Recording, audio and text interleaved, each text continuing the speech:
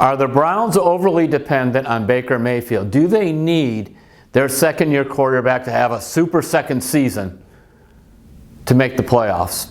It's a question I received from a fan. All right, let's take a look at what John Dorsey has done in terms of making sure that it isn't all on the right arm of Baker. 2018 draft, first round takes Baker Mayfield, then he takes a defensive back, Denzel Ward. Then he surprises all kinds of folks. In the second round, takes Nick Chubb, running back from Georgia. Why did he take Nick Chubb as a running back from Georgia? The Browns had a first round grade on him. And also, he said, guess what? I know I have Carlos Hyde at the time. I know I have Duke Johnson. But I want a lot of depth at running back. I'm taking Nick Chubb because I think Nick Chubb can eventually be a Pro Bowl running back. So then you look, what did the Browns do after this past season? They turned around, they signed Kareem Hunt.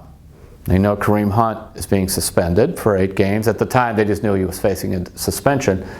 So suddenly they have Nick Chubb, they have Duke Johnson, they have Kareem Hunt coming at some point. Furthermore, Duke Johnson wants to be traded. And John Dorsey's response to that was, okay, when we get around to it, maybe. If you notice, Duke Johnson is still here. John Dorsey wants depth at running back. And finally, and this has been a guy who was the star of all the mini camps in the spring, Dontrell Hilliard, who actually they're developing into that kind of Duke Johnson running back / receiver mode. Why are they doing this? So that you don't see, and I don't see, Baker having to go out throw 40 or 50 passes a game. Now he's got all these wonderful receivers, and that's important, but you still have to run the ball. In November and December, playing in Cleveland, playing in Pittsburgh, playing in these places, you still need to run the ball. You can't be throwing it all over the place. So this team is designed